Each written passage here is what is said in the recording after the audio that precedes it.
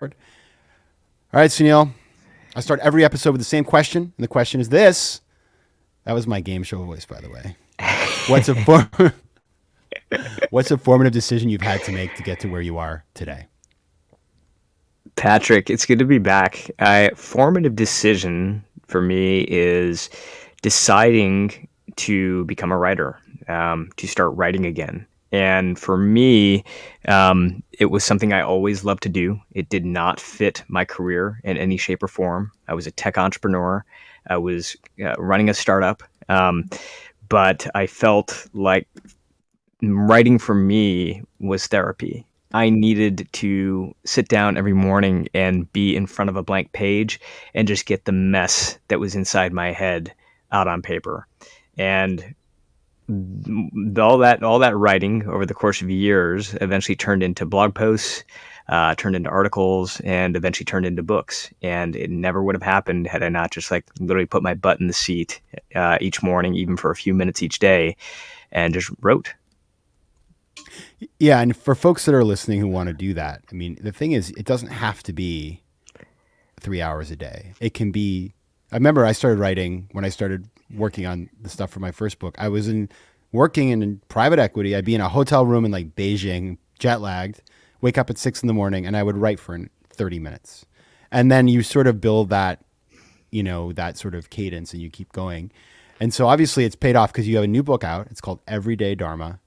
And it is your last book. We had you on, you came on the show, and I super enjoyed it. And I'm excited for this book because it's interesting. Like for some reason, the word ancient wisdom comes to my mind, and it feels like in this kind of modern age and crazy time that we live in, like people have been seeking wisdom for ages, and that's why I call it ancient wisdom. But it's like it's all there. You just have to go and find it and make it relevant to the world in which we live, which is exactly what you're doing here. So let's talk about. I mean, the book is called Everyday Dharma. I actually didn't know the definition of the term, and I still don't. And so I imagine it's like a word we throw around. What does it mean, Dharma? Yeah, I mean, your dharma is your inner calling. My grandfather called it your essence. And, when you're expressing that essence, you come alive. You feel creative, you feel energized, you feel fulfilled. And when you're not, you can feel really depleted. You can feel lost. And the question is, how do we find our dharma? But sometimes even more importantly, like, how do we live our dharma when we have bills to pay, we have schedules to keep, we have people to take care of? The point of the book was to go directly into those struggles. For example, in chapter 1, I tell the story of a working mom named Mila, and she was a project manager inside a really big company, but she really wanted to be a teacher. Like that was her thing, but she didn't have the financial flexibility to leave her job. She had people who relied on her. They relied on her salary, on her health insurance. And so like a lot of us, I think today she felt trapped in a career that really didn't feel like her own. It was paying the bills, but it was more of a paycheck than it was a passion. Then a mentor asked Mila, they were having coffee, and she asked Mila a very simple, but I think powerful question, which is, what is it specifically about teaching that captivates you? And really by searching deep into that question, what Mila realized is that underneath the title of teacher was that she really loved to help people grow. Ultimately, that was like her essence. And yes, teaching was one way to express that essence, but there are many others, right? She could, make a lateral shift into HR. She could really step into a managerial role and start to coach others. What she ended up doing was joining the training team inside her company. And when she did that, she became a rising star. And she went from dreading her job to being happy, to being energized.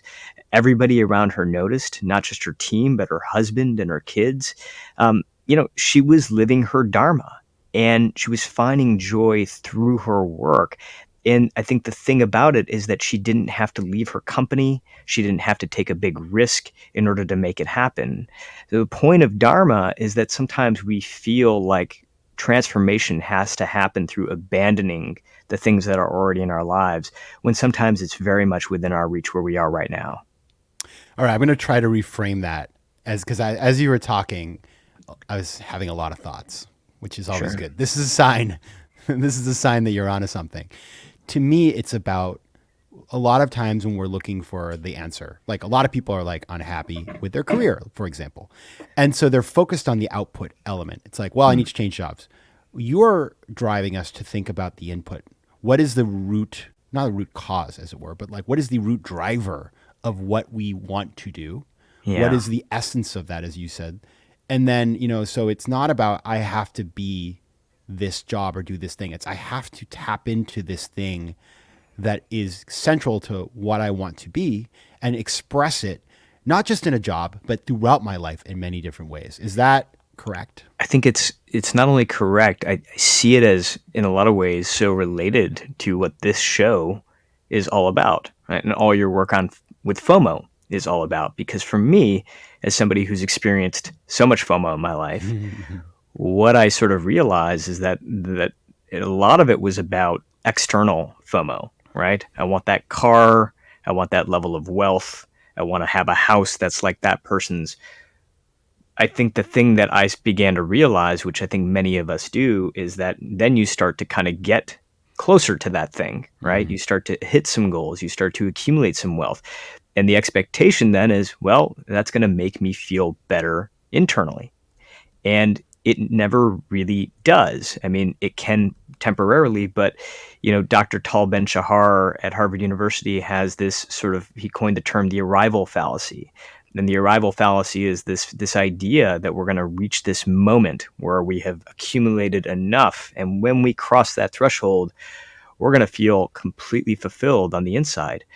I think our generation, like you and me, Patrick, we're about the same age. I feel like we were very susceptible to the arrival fallacy, but I think everybody I talk to is sort of at least coming to this point in time now, sort of in quote unquote middle age, where we're kind of realizing this is not quite real. The formula isn't quite working the way we thought it was going to, and something is missing. The good news, I think, is that generations are realizing that earlier and earlier. Like, I think Gen Z gets a tough rap sometimes, Yeah. but I think ultimately they're asking the questions that I think many of us wish we would have asked early on. I think our generation was trained in this way because we grew up in the 80s. And I don't know about you, I loved Family Ties. I actually dressed like Alex P. Keaton. Why does that not surprise me? Yeah, In the least. it was my Halloween costume for many years. But I just rewatched this movie, The Secret of My Success, which is such course. and that movie, by the way, holds up. It's a fantastic movie. But it's selling this dream of a sort of an acquisitive power as happiness, and of, sort of the, very tied into like the American, sort of dream of acquiring things. And we all know, like, if you read Death of a Salesman, which I wrote a report about it in high school, called, basically it's like the American dream is a lie. I was quite like for 11th grader, kind of an intense topic, but it is the mythology of America. But you're right. Like, where are we today? The vast majority of people feel completely disconnected from what their dreams are. And and every metric ultimately that we have been trying to drive as a society has driven in the direction that we intended, right? Our GDP has never been higher, and yes, there are ups and downs, but we've been continuously growing. But I think that there's an argument to be made that happiness, satisfaction, has drifted in the opposite direction. And I think that it's a huge sort of ask to say, hey, society needs to change. But I think that what we can do is we can take an internal look and say, how do we want to sort of respond to that? How do we want to drive our own sort of metrics? And I think ultimately that's what this book is all about. It's interesting because as I think about this, I am aligned, and I think this is, to me, this is the work of living, right? This is, and succeeding, and business people need to do this as much as everybody else. But I could see some people saying, to take like the devil advocate, even everybody's a devil's advocate, even on stuff like this. It's like, oh, like what a high class problem you have. Like, our grandparents, they were just trying to put food on the table, and they had it so hard. And nowadays, we have, it's like, it's such a high class problem when people are suffering out there. How would you sort of shut that down? There was a I think Viktor Frankl's work with Man's Search for Meaning sort of spoke directly to the way that I think our grandparents sort of lived, especially those who were sort of born and raised in the United States and lived in the United States. My grandparents were in India, and but the sort of the premise was that if you look at that generation, baby boomers in particular, the idea was that they would be able to sort of buy meaning, right? If you made enough money, then you'd be able to create meaning out of your life, and that was very much sort of the accepted way of life. But what Frankl, I think, argued in his book is that things were changing, and they were changing dramatically in the 1970s and 80s. As you started to survey people who were coming out of college, they were saying that, like, we care about meaning a lot more than we care about money. Now, here's the critical thing that we need to keep in mind. It wasn't saying that they didn't care about money, right? Yeah. And oftentimes when we have this argument, or, and I welcome sort of these devil's advocate conversations because I think they're super interesting, which is like, what are you saying? Are you saying money doesn't matter? Absolutely not. That's not the thing. And I think that there has actually been maybe too much of, I think, maybe the shaming of the idea of ambition, or shaming of the idea of material possessions, because the reality is, like, we desire these things. We want these things. And I don't think that there's any shame in that. I think the question that each of us has to ask ourselves and be truthful about is, as you have started to accumulate these things, as you have started to get more of that, has that given you the intended result internally, right? Because if it hasn't, then there's a really strong argument to be made that maybe the path that you are taking right now, or the way you're approaching that path, isn't actually working. It's not going to get you to that moment that you think that it's going to get you to. And what I think the sort of thrust of this book is really about making sure that we have that self-inquiry before we get to the moment where I think we find far too many people when they're in their 70s and 80s and they're looking back on their lives and saying, gosh, I just wish I would have approached it in a fundamentally different way. The thing that's really interesting to me, Patrick, is, like, I think when I say approach it in a different way, it doesn't all of a sudden mean that you need to blow up your life. It doesn't mean you need to leave your job. It doesn't mean any of those things. I think the beauty of some of the stories inside the book is that oftentimes people who are able to find their dharma didn't do any of that at all. They just continued down the path they were on. But the way they showed up was different. There's a story of a nurse named Karen in the book who really wanted to be a writer when she was in high school. She won prizes. She was sort of destined to be like a novelist. But when it came time to fill out her college application, her parents were like, screw that. That's not going to be a way for you to make money, right? And you're going to go do something that's much more practical. And so she chose nursing. And because she was just like a hard worker, she became a really sort of reputable nurse inside the hospital, to the point where she got promoted to the head of the unit. Now, the thing about the head of the unit inside a hospital is you end up doing a lot more paperwork, right? And everybody hates paperwork inside the hospital. But Karen saw this paperwork as an opportunity to express herself as a writer. So instead of like filling out all the clinical details and hitting print the way her predecessor did, she would actually take her time. She'd sit in the break room at the hospital and she would write these like poetic stories about the patient, like who they were, who did they love, what did they enjoy doing at home. And she would put all this down. And what it did is it started to create these sort of little stories that were passed around the hospital, from doctors to nurses to other members of the hospital staff, to kind of remind them of the humanity of their work. Now, she didn't leave her job. She continued being a nurse for quite a while, but she was able to bring her essence as a writer to that job. That is a wonderful story. And that is, see, this is the thing. It kind of reminds me when I was in private equity, I would write my investment memos. People were like, that was a page turner. Your memo about the flower farm was so exciting, right? And it's like, because I didn't divorce myself from my passion. It actually made me a better writer. It served me later on. But this is, I think, it's the essence of what you're talking about, is that it's not a binary choice. It's not like so many people think I've got to work forever, then I'll retire and I'll be able to do the things I want to do. Yeah. Like the story about the guy fishing, the investment banker goes to vacation. He sees the guy fishing. He wishes he was doing that all day. And the guy's like, you could do that, right? Yeah. It doesn't have to be. And so like that way of living or that model is outdated. And in fact, you can integrate these things into your life. This is so central to the way I think about things too. It's not an all or nothing choice. You can still make money. You don't have to become an ascetic and like travel the world in Yeah. robes or something to do this stuff. Now, I want to talk about some of the concepts in the book, because what's so cool about this is you're identifying, again, it's like ancient wisdom, stuff that's been around for a really long time that, it's like, it works, it's sort of like acupuncture, right? It's like, it works. A lot of people look at it and they're like, that's too weird for me. But if you do it, you're like, well, it's been used for thousands of years. Like there's a reason. Or Yeah. meditation.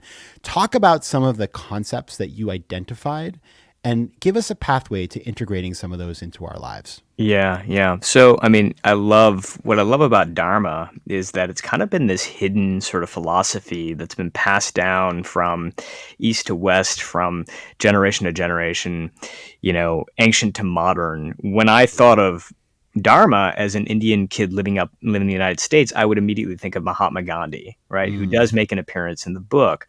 But what I love learning is how Dharma was this practice that was adopted by people like, Jimi Hendrix, by people like Hank Aaron, by people like Martin Luther King, and all these sort of figures that were able to sort of take the practices of Dharma and put it into sort of a practical moment, a practical challenge. One of my favorite chapters in the book, the chapter that I think about the most, is a chapter called Upekkha. And Upekkha is the art of finding comfort in the discomfort. And the way that I begin sort of the chapter is this well-told ancient tale of the prickly porcupine.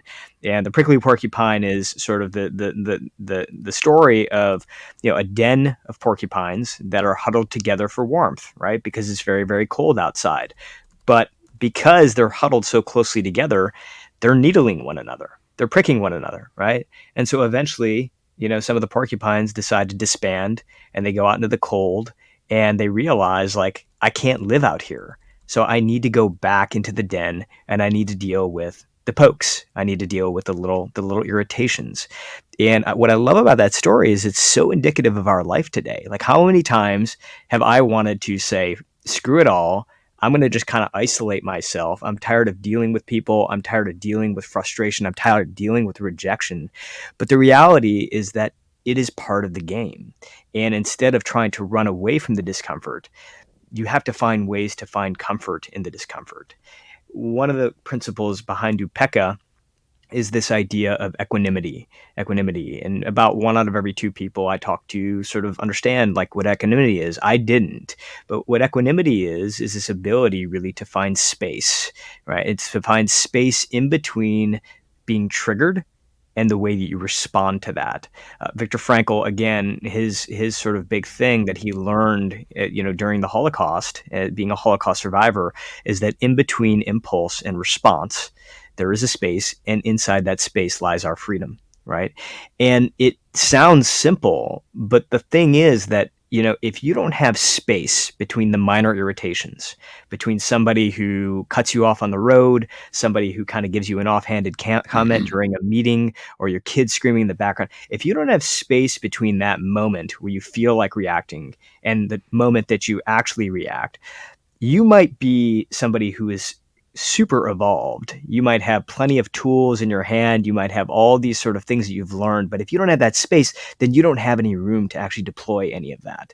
So in some ways, that little moment that we have to ourselves before we actually respond to a tricky situation or an uncomfortable moment is in a lot of ways everything. It is the foundation by which everything else that we've learned in our lives stands.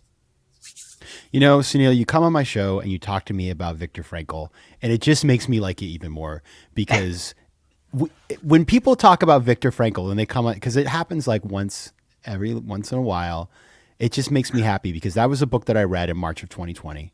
And I always liken that book, Man's Search for Meaning, which I couldn't believe that I hadn't heard of it or read it. I mean, somehow that should be required reading in every high school in America, but I hadn't. And I remember it's a book that you need to read a page or two at a time. It took me like a month to get through it, even though it's like 104 pages, because it's so rich. It's like eating cheese or something. But you're so right, and if you can cultivate equanimity, which by the way, it's a practice. You have to practice at it. Your ability to freak out crashes to, it's sort of asymptotic to zero. Let's talk about building equanimity, because Yeah. it sounds like such a good place to be, but it's not. You don't just decide to do it. How do you recommend people do that? So, I mean, one of the stories in the book is about Hank Aaron, and Hank Aaron like has always been an inspiring figure to me. And it wasn't until I did a really deep dive on Hank Aaron and his dharma that I was like, holy shit! I mean, you know, Hank Aaron was within a season of breaking Babe Ruth's record, and up until that point in time, he was just kind of like another player in the league. He was really good. People paid some attention to him. But only when he came close to breaking the Babe's record was when it basically divided the country, right? Because you had one side of the country that was like, wow, look at this guy, black man, black athlete that's about to sort of make history. And you had the other side of the country that wanted to protect, a white baseball player, their legend, Babe Ruth. They wanted to protect that with everything they had. And it really divided things. A very divisive time in America already. It divided things even more. And the result of it was that you had Hank Aaron, who was up in the batter's box, every game receiving death threats from the stadium, people throwing things at him. I mean, it was absolutely ruthless. There are stories of players that wouldn't go out on the field, his own teammates, because they were scared of what was going to happen. But he still went out there every time. And one of the ways that he talks about sort of having a chance to do that is this ability to come back to his own home base, right? Come back to his own sort of internal touchstone. And I think that that's something that's really accessible to all of us. Or, for example, I have found myself in situations and in meetings where I have wanted to react, but I kind of catch myself in that moment. I say, if I react right now, I know that I'm probably going to say something that I'm going to regret, right? What I do, it's really simple. It's going to sound overly simple, but I simply just put my hand on my chest. Put my hand on my chest, give myself a couple of pats, right? It's something to do. It's something just to kind of reset me, right? And then I react, right? And I'm not saying that every time I do that, I react poetically or react like, like a monk. But what I'm saying is that it it prevents me from having the emotion that I feel in that moment be purely in the driver's seat.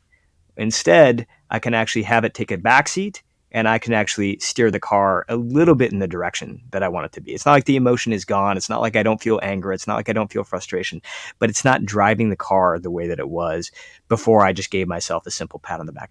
For you, or for anybody who's listening right now, find your touchstone, whatever that is. It can literally be paying attention to the breath at the tip of your nose. You might have you might have some fun with it. You might literally stroke your hands through your hair in that moment of frustration, right? But something to break the moment, something to break that instant reactivity, right? Because it's in the instant reactivity where we feel the regret. It's in that instant reactivity that we say things that we wish we could have taken back. It's when we make decisions that ultimately were the wrong things. It's when we sort of kick ourselves for saying, "Oh man, why did I respond to that email so quickly when I could have just taken a moment?" There was no real urgency to it.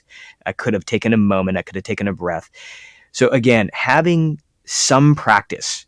And I recommend that it be physical in some way, because physical has a way of really taking you out of your head. And again, it doesn't have to be something that everybody notices. It can literally just be, really discreetly patting yourself on the chest, stroking your hand through your hair, taking a breath. That is such good advice. I actually do something like that. When I was I was quitting a bad habit, and I was the advice somebody gave to me is, whenever you wanted to do that thing, just put your hand on your chest and breathe in, and then it goes away. So anything that you were doing exactly what you said, which you're getting out of your head. It's mindfulness, really. It's like a cheat sheet for mindfulness, and you're pulling yourself back into the physical world where your corporal body. So that is so. It's so simple, but again, it's like it doesn't have to be hard. Yeah, and I think it is simple. And I think the thing is that I think the reason that we sometimes think it's hard is because we've been conditioned to move so quickly, right? I think everything is instant now, and I think with ChatGPT and everything related to it, it's going to make things feel like you need to move even faster, right? There's this pressure that we have to respond to every text quickly. We have to respond to every email quickly. We have to respond to every Slack message quickly. And I think that like, I mean, I think speed is actually becoming the most overrated quality, Yes. especially inside business, right? Especially inside companies. It's like, we want to move quicker. We want to move quicker. Do you? Because if I sort of peel back the layers and I look at some of the areas where you guys feel like you wish you would have done things differently, a lot of it is because you were rushing, right? A lot of it was because you were rushing. You were asking the people around you to rush. If I look at some of the systemic problems inside your company, which is around sort of like people burning out and getting exhausted, oftentimes it's because they're just moving so quickly and there's no room to breathe. And the question is why? Like what? I mean, of course you want to make progress, and it's not to say that you shouldn't, but is all this stuff like actually so urgent that you feel the need to want to respond immediately at the risk of, you know, moving maybe potentially in a direction that actually isn't healthy for the company or its people? Seems like the wrong trade-off to make. And I think that the wisdom isn't in saying let's slow everything down. The wisdom is in putting some decision-making power at the beginning of like, is this truly urgent? Like truly, is it something that I need to respond to right away? Do I need to put myself through that little stress bubble or that stressful moment? Or is it the kind of thing that I don't need to? Like if my kids are running out into the street, fuck, I need to go get them. Like, I mean, that's a moment, right? Act Yeah. urgently. But I think that those moments are actually few and far between. Having power over your own response is something that it is true what you're saying. I remember a friend of mine, he emailed Reid Hoffman out of the blue. He was introduced by somebody, and Reid wrote him right back. And his comment was, "It's amazing how the most successful people in the world always email you right back." And I was like, wow, I should really adopt that practice. Then years later, I turned off all notifications. Like I don't see a lot of, it's like kind of funny.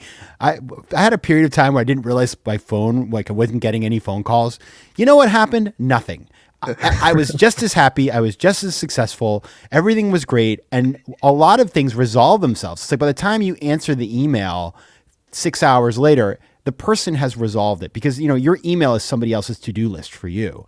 And so I have become a believer that folks who are the most productive and sort of that have the most agency over their time don't do that checklist for other people. They simply, you know, separate the urgent things I will do. Everything else, I will file it away and deal with it once or twice a day. And it has been a game changer for me. So I think it's absolutely right. That fallacy, it was, you know, of course, if you respond right away, it's great for the businesses that are providing the service. It's great for Slack and all the others because their engagement goes up. It's so bad for you. Yeah. I think that's totally right, man. And by the way, I've emailed Reed and I've waited a couple of weeks, you know, Whoa. and so I'm not as high up in the priority list as your friend, but here's the thing, like he's responsive. Yeah. And that ultimately, I think, what makes him Maybe he changed his ways. Maybe Reed. It could be. It could be. I got to think a guy like Reid Hoffman one day wakes up and he's like, what am I doing here? Right? Like, I'm really successful. I am like, I have all the things, and yet I'm responding to strangers' emails in 30 seconds. Like, maybe it's time. And that was right before you emailed him. Exactly. He's like, I'm done with this. I think responsiveness is such like an admirable quality. You know, like no one likes being ghosted and no one likes being sort of just like not acknowledged. And I think like for somebody like you, for somebody like Reed to sort of take the time to respond to people, even if it's not someone that you intend to work with, I think is a really special thing, you know? Yeah. But instant responsiveness, I think it's overrated. I agree. And I think you nailed it. I always get back to people. I always do. And that is because I know what it's like to be ignored, and it drives me absolutely crazy.